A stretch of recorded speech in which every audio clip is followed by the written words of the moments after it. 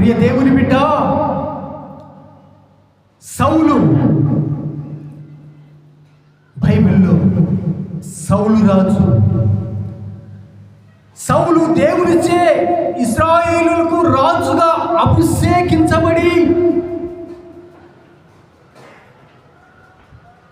దేవుని మాటకు అవిధేయుడై దేవుని యొద్ద తమ నమ్మకత్వాన్ని కోల్పోయి దేవుని అభిషేకమును నిలబెట్టుకోలేక దేవుని పట్ల నమ్మకత్వాన్ని కోల్పోయి గొప్ప శాపాన్ని మూట కట్టుకొని ఘోరమైనటువంటి చావును పొందుకొని తన వంశం నాశనానికి కారకుడయ్యాడు. ప్రియ దేవుని బిడ్డ, ఈ మాటలు వింటున్న నీతో ప్రభు హెచ్చరిస్తూ ఉంటున్నాడు. నీ పాపము వలన, నీ చూపులను బట్టి, తలంపులను బట్టి, క్రియలను బట్టి, అతిక్రమములను బట్టి, నీ యొక్క పాపము వలన,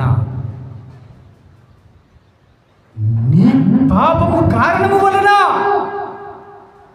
నీవు చేసినటువంటి భయంకరమైనటువంటి అతిక్రమముల వలన